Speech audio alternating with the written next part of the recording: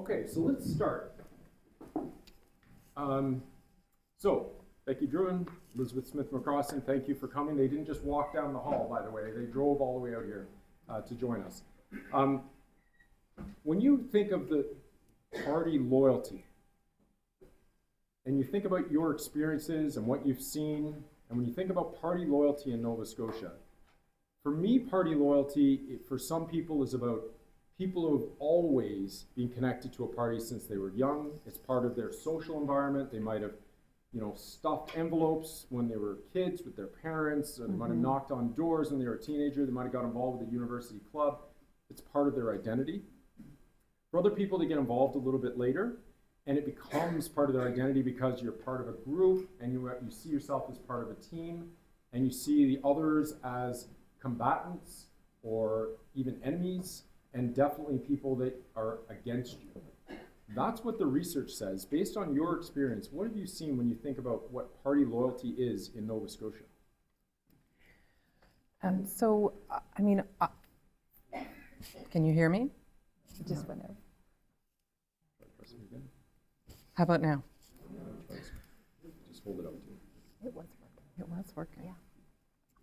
Okay. This is not unusual. We foreshadowed this.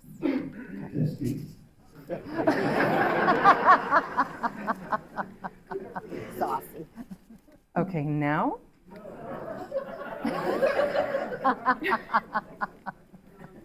Is it? It's not me. Yeah, Oh! Okay.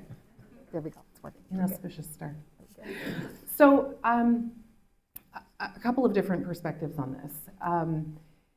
I entered politics, after a long career in a variety of things, largely law, but many other things as well.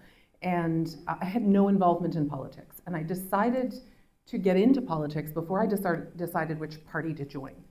And so I think that's a pretty unique experience, and it sounds like that is unique based on what you've just described, the research says. So my entry into politics was very different than what you've described. Then from the inside of it, I would say, I would almost characterize it as being a boiled frog.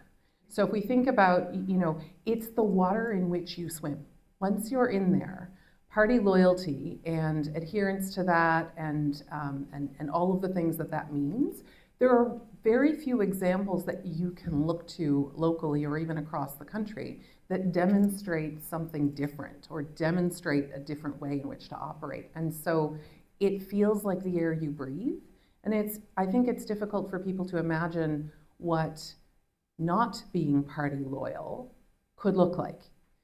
So for me, those were sort of the two things that I would say resonate when I think about party loyalty. Mm-hmm.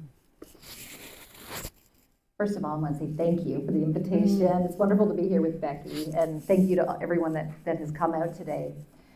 I think the reality is everyone wants to belong to a team. That everyone wants, and so politics is no different. We want to. That's part of, I think, human nature, is you want to be together with someone. You want to join a team, and you want that team to be successful. And I didn't find this out until after I was elected, that sometimes the party team is in conflict with democracy, and true grassroots democracy. So, is that a little controversial to say? So, I think what's helped me is that my team, I believe, are the people that I represent. And when I think of my team that way, I'm not in any conflict because I'm elected to represent the people of Cumberland North. They're the ones that put me there. Back in 2017, when I was first elected, I soon quickly found out that if I belonged to the political party, I was often in conflict with my home team. And that's really stressful because you want to do the best job. You want to be the best elected politician for the people that hired you through the electoral process. So maybe I'll just start with those few comments, and that party politics isn't all bad, but it can be a negative when it's in conflict with representing and being true grassroots democratic leader. All right, so maybe when you're holding the mic, try it here as opposed to up there. It seems maybe work better. Okay. So some of the research shows that when you are elected as, in Canada, to a provincial legislature or to the House of Commons, the idea of party loyalty actually begins in the election campaign, if not before. And what happens is you become a candidate, and as you're becoming a candidate, even during the nomination process, it becomes very clear that you are not to be a distraction. That word distraction comes up a lot. That what happens is the idea is you should not be in any way causing a disturbance or getting in the way of what the leader and the leader's office wants to be saying. And here's a good example of why this makes sense. The leader and the leader's office and the people around them, especially during an election campaign, spend weeks and months coming out with policy ideas. They do consultations, they do opinion research, they talk to experts. It takes a long time to come up with a policy idea that you're going to raise during an election campaign.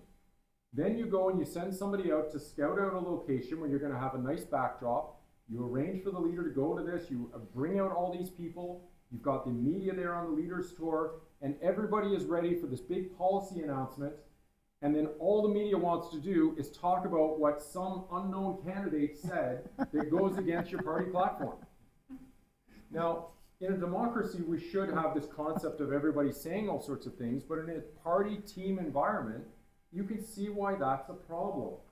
That's not going to work for the team because that's going to distract them, and now they're firefighting, dealing with something that somebody posted on social media 4 years ago that is awful. And so as a result, everybody is told, you need to toe the line, and this is during the election. So little wonder that electors, citizens, get really frustrated because you can't figure out what your elected official might potentially do or how they'll represent you because you feel like they're a party mouthpiece. So my question to our guests is, to what extent did you see this dynamic happen as a candidate where you were being told, don't be a distraction, make sure that you're repeating party messages, or is that simply something that only happens in certain parties and not others? So speaking from my own experience, I would say that definitely was the message that as a candidate or candidates we received. I marched to the beat of my own drum, and a campaign is a fairly busy experience. So, and listen, I see a lot of the benefits of that consistency in messaging. I mean, you want to be right, you want to be accurate. If you truly do subscribe to the policies that that your party is putting forward, you want to be on point with it. So there are all sorts of good reasons why you may be motivated to follow along and deliver that focused messaging. So, but to the extent that I had opinions that maybe weren't on the message of the day, I never hesitated to offer them. But certainly the expectation was that folks would stay on message. I would say, this during the campaign, you are already, it's not just party messaging, I guess, and I think this is an important point to make because people may not realize the variety of ways in which you're constrained from sharing information. So certainly the party message pressure exists, but even before you enter a campaign, you sign contracts to keep certain information confidential. And then as you proceed, if you're elected, you swear oaths. You have caucus confidentiality that you commit to. If you're in cabinet, you have cabinet privilege that requires you to keep things confidential. As the Attorney General, I'm bound by solicitor-client confidentiality. So there are many, many legal, policy, contractual, professional, and other constraints that really do prevent you from saying certain things. And so I think it's really important to be aware that folks who are elected are also navigating those pressures. And one of the things that you recommend around education for folks who are elected really resonated with me, because for any person who comes from a profession that has an oath of office, where they have an ethical obligation that they may have to balance in terms of the good of the public, or other obligations where they have to weigh their choices. For those of us who are fortunate to have that experience, we have sort of already a professional understanding of what it means to weigh those things out. But for anyone who comes to this experience without that, it's a really hard thing to navigate, and that is layered on top of all the issues around party messaging. Mm-hmm. Yeah, that's good. Thank you, Becky. Party messaging is a great question. Alex, I'll share a little bit of a different perspective. Maybe I'll share an example. So the very first time that it was very clear to me that I needed to toe the line or else. So when I was first elected in 2017, I was honored to given the position as health critic. I'm still a registered nurse for 34 years.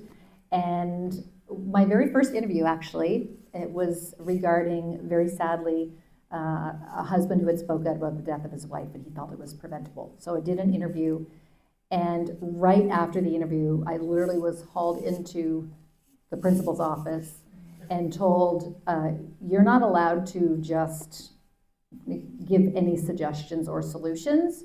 You are only allowed to criticize the current government. And as a health professional, I was offended by that.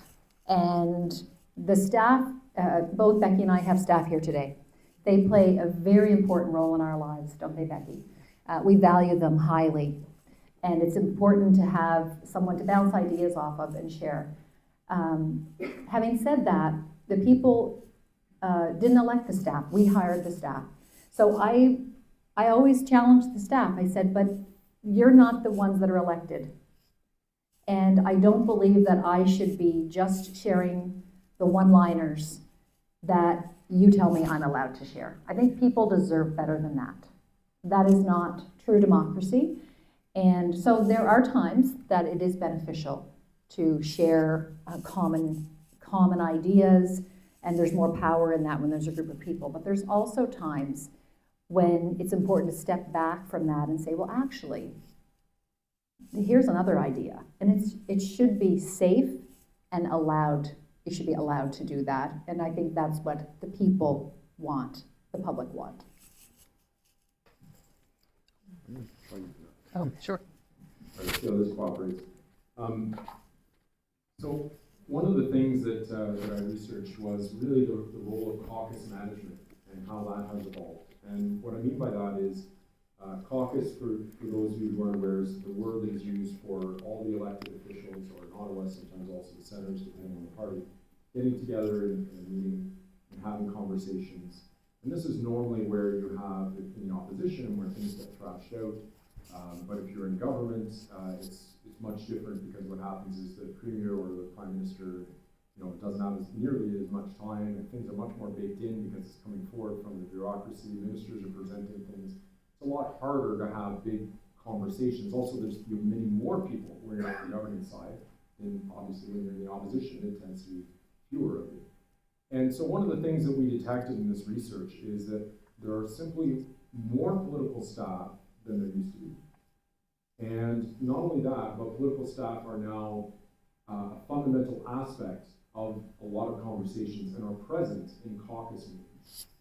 And that's not always the case. I'm still trying to understand what's happening with Mark Carney. He come out and say, no, I'm willing to meet privately with caucus members, and talked with their conservative the other day, so that's still happening. I don't know how long that will continue.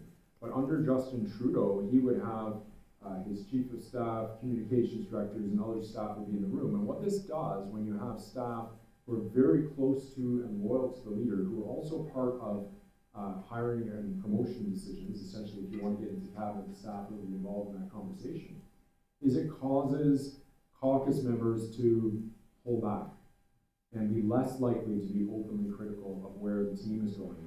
And equally, they also flip around and they're far more likely to stand up and say, great job, everything is going well.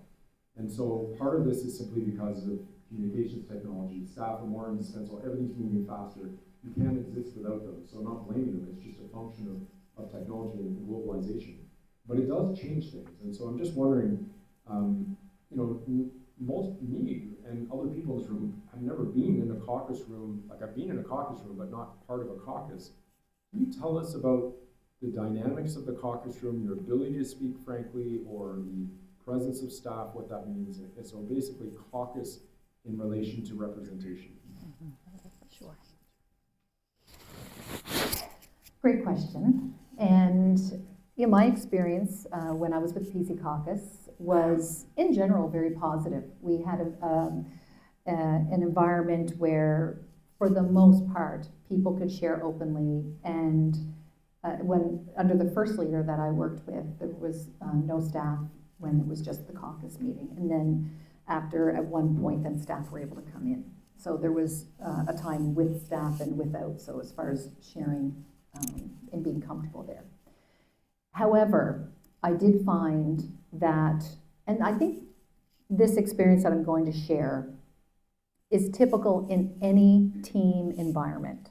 We all can be guilty of this. When you're in a meeting or in a group and there's a situation happening where maybe not everyone agrees, but people are hesitant to say anything. And we all know I'm an independent. I was always comfortable, actually not always comfortable, but I felt obligated to speak up when I felt something was happening that shouldn't be happening. And sadly, a lot of times, I can think of 2 or 3 situations clearly where no one else said anything, even though I knew they agreed with me. But that it did place a target on my back. And I think it's very important that whether it's within politics or any team environment, that there's a culture where people feel safe to speak up, especially if they feel they don't agree with the situation, obviously in a respectful way. But we are all better off when we have that kind of culture, and whether it's in politics or not, and certainly when it comes to government and it comes to our society and democracy, in my opinion, we need to work more towards that, where we have a culture of respect and healthy debate and healthy dialogue, where in caucus or other environments where people feel safe to speak up and share and maybe opposing views for the greater good of the organization. That really resonates. That really resonates with me. I think I, like you, have never hesitated to speak up when I felt that I needed to or I should. And I don't necessarily think others feel that way. And so it also makes me think, though, I mean, one of the things that we desperately need culturally is to relearn, I think, because I think we had this skill more than we do now, relearn how to disagree with one another civilly and respectfully and constructively. And I think we are seeing failings on that front at every level. We see it in social media, I think we see it interpersonally, and to me that makes it that much more important that our leaders are able to demonstrate that. And that comes in many forms. I mean, it may come at a caucus table, which remains confidential, but it needs to happen publicly as well, because it needs to be a demonstration for everybody else about how we can do this. That's fundamentally what democracy is. Mm-hmm. And so, this is a skill that we all need to exercise, and we need our leaders, I think, most to exercise and demonstrate it. To the specific question you were asking around caucus staff and that involvement, I think in government it's quite a different experience than in opposition, because decisions are being made and conversations are happening, not just at the caucus table. And so there are decisions and conversations that involve caucus members, but so much happens beyond the caucus table. And so in that instance, the point that Elizabeth made about culture being so important is very true. And I think in addition to the culture needing to allow for, and not just allow for, but foster dialogue and constructive difference, you need structures that do that as well, and systems that do that. So are conversations only happening in the Premier's office with staff around, or are other people involved? Like, what are the structures and what are the practices that allow for involved and engaged discussions of decisions that are happening? And then I think the last thing that I'll say on this point, again, I personally, I think this is just who I am. I've never felt particularly constrained not to speak my piece, and I think that often results in people not trying to get me to stop from saying something. But I do recall being on the floor of the House one day when we were, engaged in debate on a bill and receiving word that staff didn't want me to speak on a bill. And to me, that is just the antithesis of democracy. I mean, fundamentally, if you strip everything else away, democracy is about those elected people voicing the, voicing on behalf of their constituents, their beliefs and thoughts and ideas about the issue that's before the House. So that, needless to say, I spoke my piece in any event, but I really didn't appreciate that, and I truly feel that that's not appropriate, and it is not what we want to see happening in a democracy.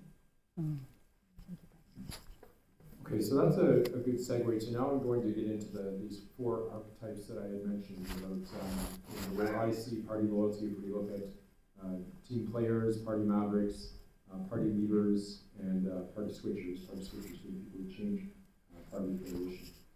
So let's talk about team players. For the most part, most politicians in Canada, as I mentioned, are team players who stay with one political party their entire career, who rarely, if ever, probably never, publicly criticize the leader. These could be people who are only in it for one election and for whatever reason are not there again after that, or these could be people who are there for make a career out of it and are there for 20 odd years or more, and they're with the one political party. And we know that voting records in the House of Commons show that there's lots of MPs who literally vote 100% of the time with their party. And then there's another group of MPs who once or twice don't vote with their party. And the most extreme cases are people who vote 94% of the time with their party, and when they don't vote with their party, it's usually on things that are relatively inconsequential. And part of that is because of something called the Confidence Convention, and that is if on the budget that just went by, for example, the other day in Ottawa, if anybody had voted differently than their party, they would have been thrown out of the caucus.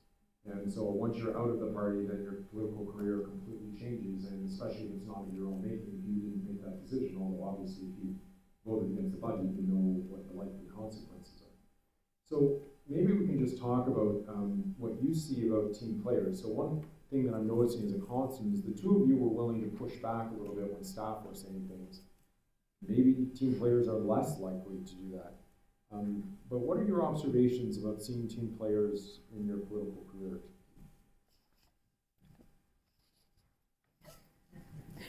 That's it. I read with a great deal of interest your characterization of team players and mavericks and leavers, and I have to say, I identify with all of those. So I think of myself as a team player, despite where I am now. I really do.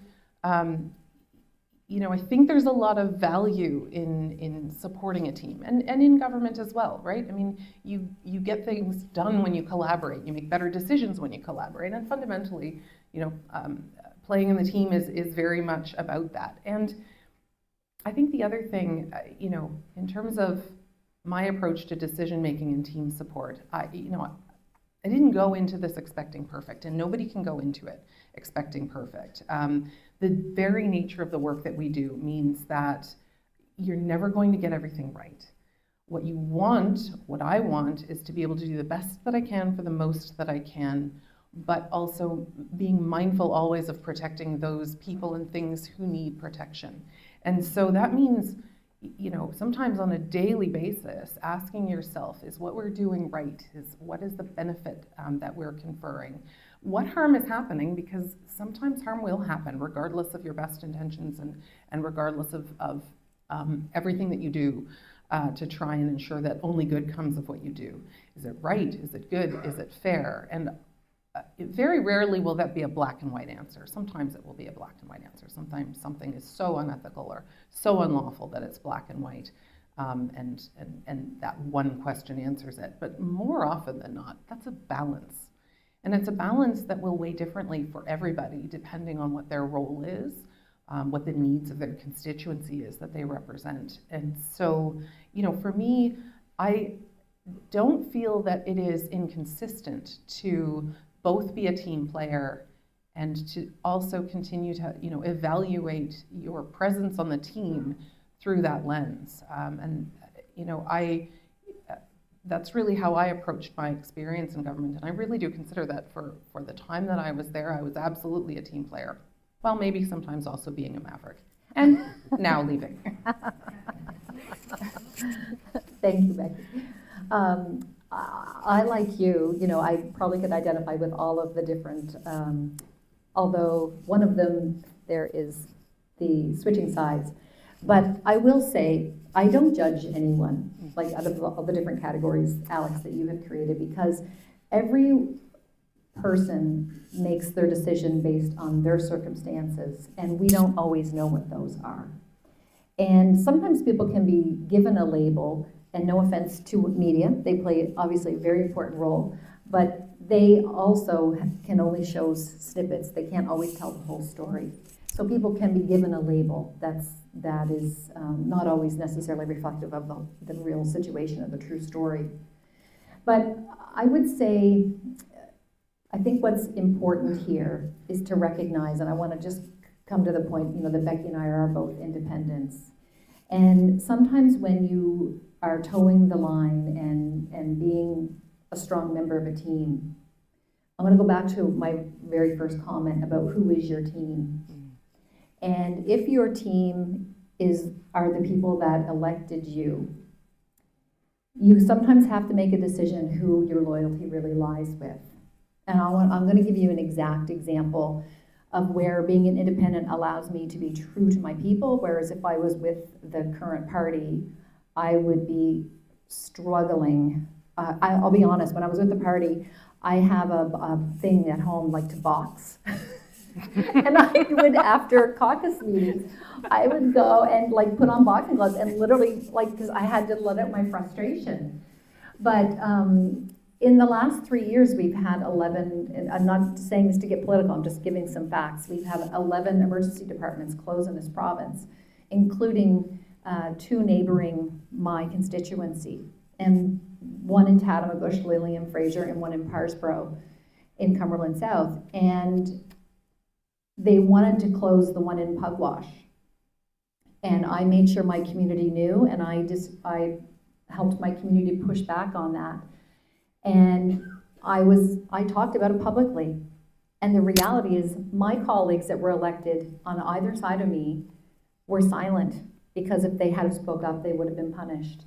And who really loses in that? It's the people. They don't have an emergency department anymore. It's terrible, in my opinion. So I'm not against party politics, but I am for elected members being able to truly provide representation to the people that elected them.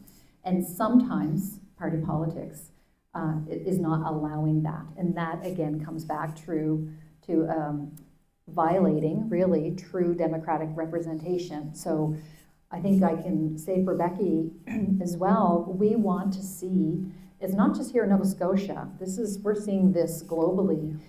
There needs to be a shift, and it will only happen if the people demand it. There needs to be a shift back to true democracy. And that is where the power lies with the people and the people that they elect to be their voice, and not with the centralization of power in one office. Okay, thanks. Now is a good time for me to maybe put a promotional endorsement for political parties generally. If they're not here to defend themselves. But I think we should be clear that political parties are important. When you have large legislatures, it's very normal for people to break into groups. It makes a lot of sense in today's world to have very clearly articulated policy positions that are brought together with like-minded people who have a leader that we can all see who that person is, with a party platform that's presented to us during the election campaign, and we have clear choices. And let's face it, most people, when they're going to vote, wouldn't really know where to begin with the amount of effort that would have to go in if every single person was an independent. And so legislatures would have a really hard time offering large legislatures. Smaller legislatures can do it, but large legislatures would really have a hard time moving forward if they were simply based on everybody being independent. So political parties have a lot of good things going to them, and I'm by no means suggesting that we shouldn't have them. I think what the consensus that we might hold is that things have gone a little too far. And part of the reason it's gone too far is simply because of technology, it's because of culture, and something that I didn't fully appreciate until I started looking at the literature is also that over a period of time, the rules of legislatures have changed. And what has happened is the rules of legislatures used to be very much about allowing people to speak, and you had independence. But what was happening was that was preventing the government from moving forward its agenda. And gradually over a period of time, certainly in Ottawa it was like 1909, 1913, and then later, right after World War II, for example, rule changes were made that made it harder for independents to have much say, harder for independents to slow down debate, harder for independents to have much of a role, frankly. And then as political parties became formalized, that then meant it became harder for independents, and the rules are against them in elections and in fundraising. And so the norm that we have in Canada is that somehow an independent is not normal, and somehow an independent is bad. When I think an awful lot of us would realize that independents, in fact, are essential and important. But the rules of the game are all structured around political parties. So in my opinion, political parties are good, but the pendulum has gone too far in their corner, and that includes the leader's office, premier's office, prime minister's office. A lot of coordination is occurring. So, the definition of a party maverick, it's very hard to define, and it certainly evolves and changes, and one person's maverick might be another person's team player, or it might be a rogue. Maybe you can just tell us a time when you really struggled, where you were expected to support the party, support the leader, support a policy, vote on something. Everybody goes through it when you're in part of a team environment in a party. Tell us about what that feels like, trying to figure out how to deal with it. So that's a great question, and I would be curious to hear your thoughts on are there folks who stand out as mavericks? And what does that look like now? Because I think that's an important role when we think about how do you demonstrate how to engage or how to disagree civilly and still constructively. I think mavericks play an important role in that. But I'm not sure who right now fits that bill. So for me, I think everybody knows what happened when it came down to that for me. I left. I would say the time immediately prior to the moment that I made my decision to leave and the things that culminated in that. The moment that stands out for me that really made me uncomfortable was when that example that I gave before, when I was on the floor and was told that a staff was saying that I shouldn't speak, and that really strikes at the heart of that balance that I was describing for you earlier, where you have to you're constantly weighing because you can't get everything that you want, you can't get everything that your constituents are looking for, and that's democracy. It is a compromise. But but you have to weigh that out when it happens.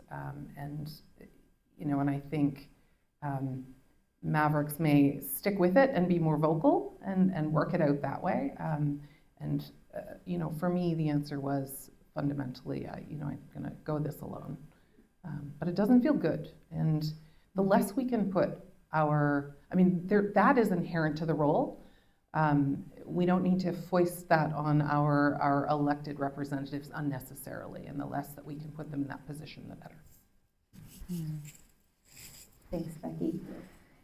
I think when you ask the question, Alex, I think of two things really stand out to me, and they both involve other women. So the first one was when Alana Pond was removed from the party. And Alana was another female in our caucus, and her and I were friends. And if you've ever met Alana, you'll know she is fiercely independent and by nature, and she's highly intelligent, and often in caucus would share a different perspective on things that I thought brought value. But it became very clear that she wasn't welcome. And as a woman, I watched very calculated things be done that led to her being able to be removed by the party. And it was very hard watching that. It was deeply painful for her, and she is still a friend to this day. And politics can be very painful and be very damaging, and it's not easy for a lot of people. The second time was around Martha McCory, and some of you may know Martha. She's from the Valley in this area, but she was constituency assistant for John Lohr for many years, very involved with the party, and she decided that she would like to put her name forward to become party president. I thought it was a great idea when I found out, but she was not the one that those in power wanted. They had someone else in mind, and there were strategic things done to basically remove her so that she was not going to be able to run as president. So I think those two things stand out in my mind, and in both of those situations, I made my position very clear, privately in our meetings, because I felt they caused harm to other women, and I felt fundamentally they were wrong. But those are really challenging situations, because they're human beings, they're our colleagues, they're our friends. So those two times really stand out for me. Okay, so now we're getting really personal, because I'm moving on to the party leading side of things, which both of you have done. And I should point out there's a big, big difference between somebody who voluntarily leaves a party and somebody who is pushed out of the party or banned from the party. It takes a lot more guts to leave a party than it does to get thrown out of the party. One of the things that came out a lot in for this book, we interviewed 90 party leaders, political staff, floor crossers, parliamentarians right across the country, examined transcripts that were done with exit interviews with MPs from the Samara Center of Democracy, analyzed 3,000 media stories from 1980 to 2021, examining moments where people leave their party, and other sources of data. One of the things that really came up was just how difficult it is to make the decision to leave, and yet at the same time also very clear.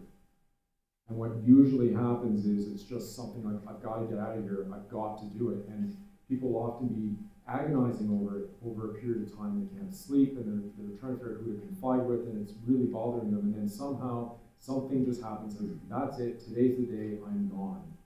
And it feels really good. I'm not speaking for the two of you, this is generally what I've been told, so you're going to correct me. It feels really good, and it's like, I just couldn't do it anymore. I couldn't stay there. But the thing is, there's also consequences for this. And some of it is positive. There are all sorts of people who say, good for you, great, I really, and other people who obviously make your life hell. But the bottom line is, inside, you say, I couldn't do it anymore, and this was therefore the right decision. So I'm just looking for you to reflect on that research, and if it aligns with your own experiences? Thank you for that question. So I would say, yes, absolutely, it does align. I think, well, I've described sort of the thought process I engage in daily, and I still do. I mean, in any role, that those ethical considerations about the good that you're doing, for me, that's how I approach things. And I want to start, so I do want to back up because I do this, I dive right into the question, but I think the big picture is important too. And so I want to say, I have so much respect for my government colleagues and still have excellent relationships with them. My choice by no means is a judgment on any of their choices, and a great deal of respect for the staff in caucus as well. Really excellent people who, who I believe, most people are in it doing the best they can for the good of community. And so, my choice is not a reflection on that or a judgment of their choices, for sure. But for me, the daily question of, am I doing the best that I can? Is there another role where I could do better? It was a relief when the time came to make that decision. And people, I think, assume it was hard. It didn't feel hard to me, but maybe that's because I had been asking myself those questions for so long. When the time came, I knew when the answer was now's the day I'm going, because the work was done. I had many days where I felt like, oh, this is a bit of an ethical law exam. I'm just working my way through this analysis, and where does it land me today? So it was a relief when it happened. But it didn't feel hard in the moment, felt right in the moment. And I will say since then, the overwhelming support that I've received from community has been, I've been so grateful for it, and it's been incredibly affirming. I've heard from folks throughout Lunenburg West, across the province, people have been very supportive, and I feel incredibly fortunate for that.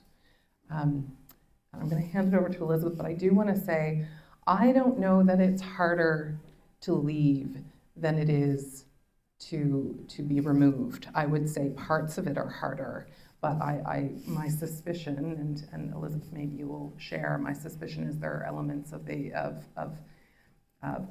being removed that are far harder as a result of how that unfolds. Mm-hmm. Whew, I don't know if I want to talk about this.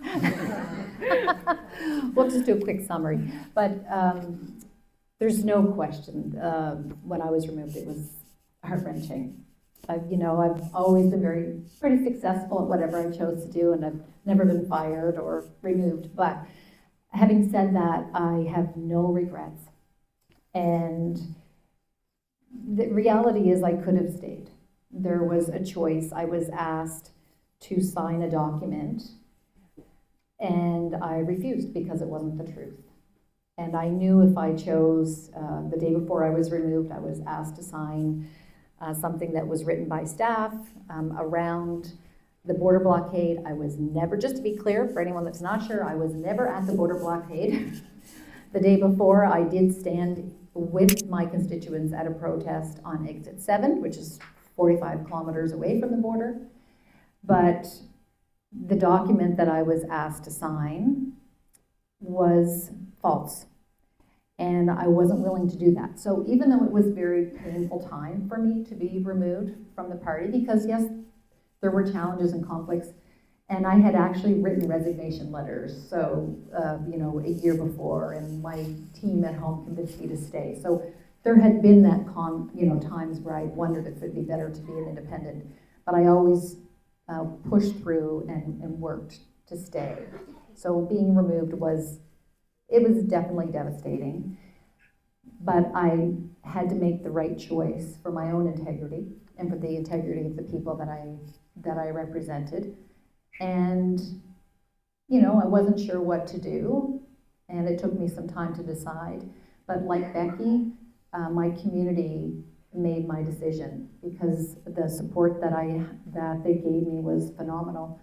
And never underestimate, I'll say to each one of you, never underestimate your value and when you, provide a kind word or show support when somebody in any kind of a difficult leadership role makes a decision, how important that is. Like, never underestimate that. Every email, the good ones and the bad ones, we read them, and some are pretty bad, but then there's some others that really are affirming. And one of the emails that I got that encouraged me to run as an independent was from John Bragg. He's one of our most successful business people here in Nova Scotia, and he sent me a personal email and said, "Thank you for standing up for the people of our area, and you should run as an independent."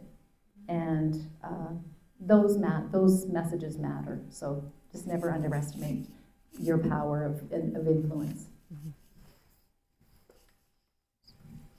So I'm paying attention to time, and I'm just going to ask one last question. Had we had more time, I would get into proposed solutions, which is entirely what the last chapter of this book is about.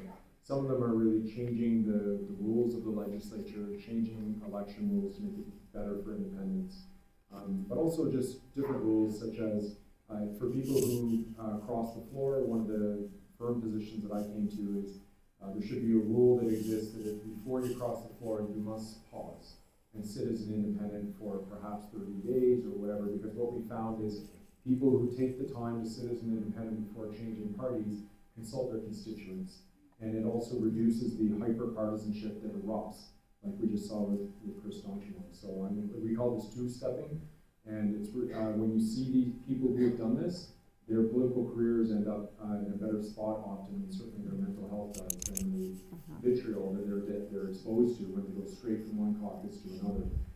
So on that, the last question I have for you is, the last characterization of party loyalty that I have is what we call party switchers, and we call them party switchers because people can change in different ways, right? Like, you could go from the provincial level, you could go progressive conservative to federal conservative. I mean, you're really changing. So for us, what we're really interested in is sitting members of the same legislature changing while that legislature is actually in session, while it's meeting, not just during elections or 10 years later or whatever. Both of you have made a decision, at least this far, not to sit with another party's caucus. Why?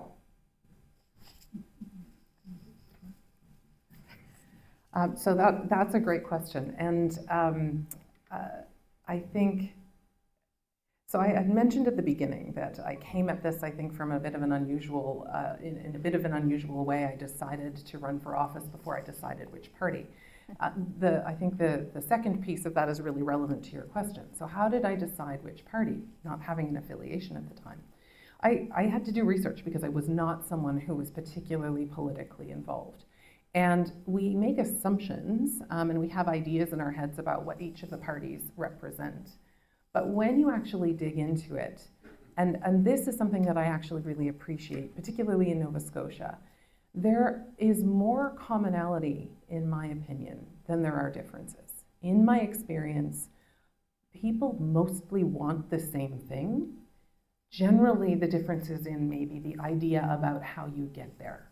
People mostly want what's best for themselves and their neighbors and their families and their communities. Everybody wants to see access to healthcare. Everybody wants to see us, us prosper. The question really becomes, what do we do to make that happen? And to me, that's where the differences in the parties lie. And then when you look at what they actually do when they're in office, we break the mold in Nova Scotia all the time. So when I ran the first time for office, I ran with the PC party, and we ran on a platform of fixing healthcare and spending everything we needed to spend to do it. Not something you would normally expect from a progressive conservative or a conservative party. The government prior to that, the Liberal government, was incredibly fiscally conservative for the entire time that they were in office. Prior to that, we had the NDP, and I think some of the challenges they had with labor relations during that government. So all of these things are mold breaking when you think about the assumptions that we make about parties. So I would say, I think that opportunity is always there, and there are more commonalities than differences. But what was right for for me, but more important than that, I think what was right for Lunenburg West when I made the decision to leave the PC caucus was to sit as an independent. And I think you've identified some of the real challenges with moving from one party to another. So, you know, certainly I think for my community and myself, this has been absolutely the right path. As to what the future brings, I don't know, but I can say, you know, I see around us in legislature a whole lot of people who just want the best for the province, and that gives me a lot of hope and a lot of confidence in our ability to move forward.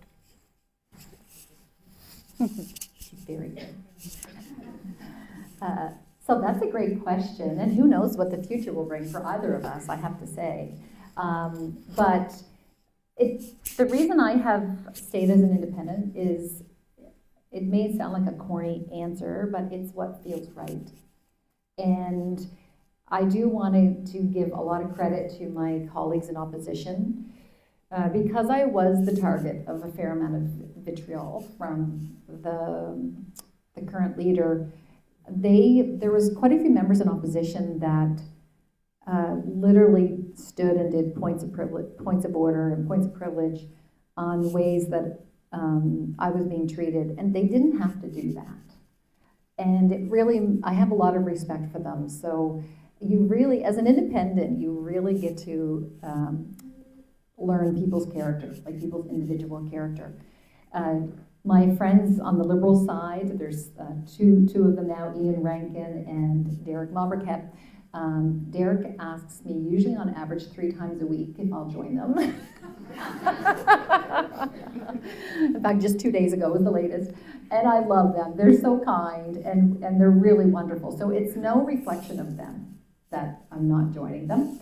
And honestly, Claudia Chender and the NDP MLAs are incredible. There's a couple men there now. They're wonderful, but I have to say the women in that caucus are like really incredible women. I just love them, and just spectacular. And I call them rock stars. And so it just, for right now, it feels what's right for the people that I represent. Like, I'm not sure that I would be able to provide better representation if I was with the NDP or with the Liberal caucus, and Mr. Houston hasn't called me and invited me back, so I'm not with them. Sorry, I'm trying to be funny. For right now, this is, I think, what is best for the people. I will just add one little comment. When I became an independent, one of the things that my electoral district association did, I had 12 board members, they all left and all formed an advisory team and supported me, every single one of them, and that meant a lot.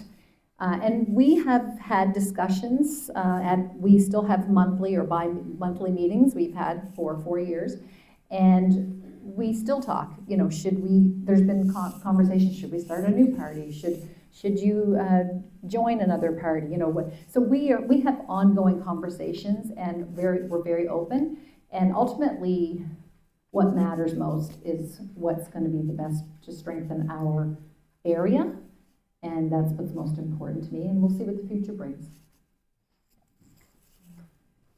All right, so I found that very inspiring, thank you, and I was just thinking about how much as somebody who studies politics, as somebody who talks to a lot of politicians and has a lot of respect for them and knows that in Canada, and I'm not just saying this is my assessment, the vast majority of politicians in Canada are in it to make society better.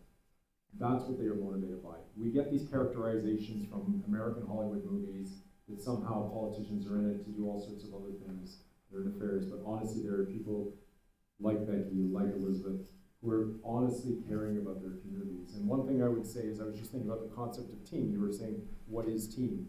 And I think one thing to keep in mind is that as independents, for them, their team is really all of us. It's not just the citizens in their district, it's the entire province. Everybody needs to understand how important it is to have some independents in the legislature, willing to raise things every now and then that for whatever reason, political parties are not comfortable with having representatives raised.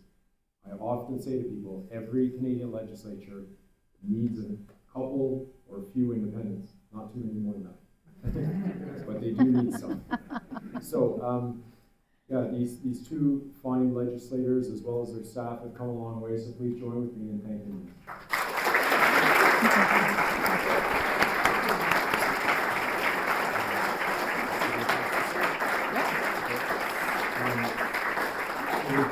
We've got two book giveaways, and so I've asked each of our guests to give away one book, and they've got a question that they're going to make up any second now. Whoever gets the question right and gets selected gets the copy of the book.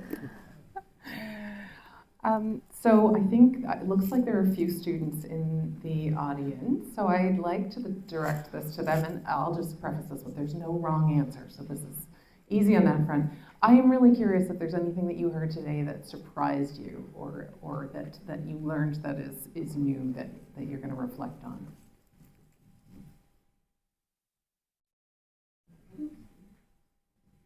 And there may not be enough students who are comfortable. So if I don't see a student's hand raised, oh, there's somebody.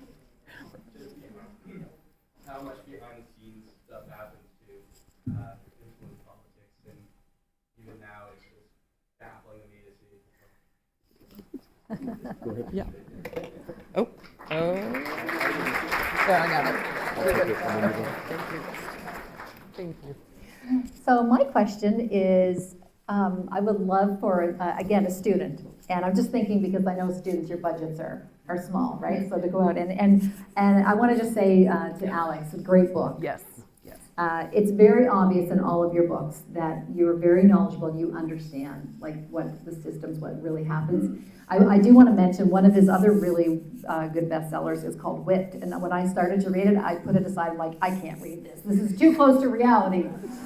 And but I would love for a student to share with me who would be a former female politician that you respect. No offense to the men, but you know, we need more females in government. We need gender parity. Anyone? Any students?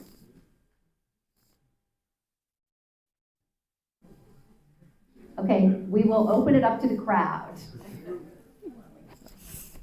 This lady in the green coat. Excellent. Thank you.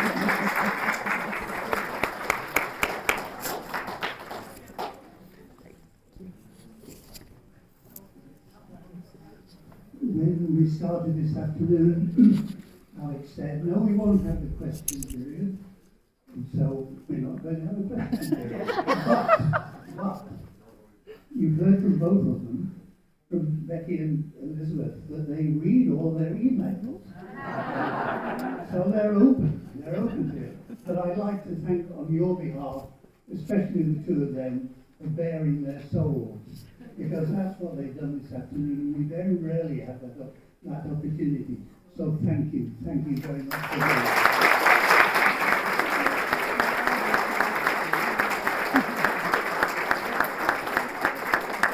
And thank you, Alex, for bringing them here and for stimulating our thoughts this afternoon.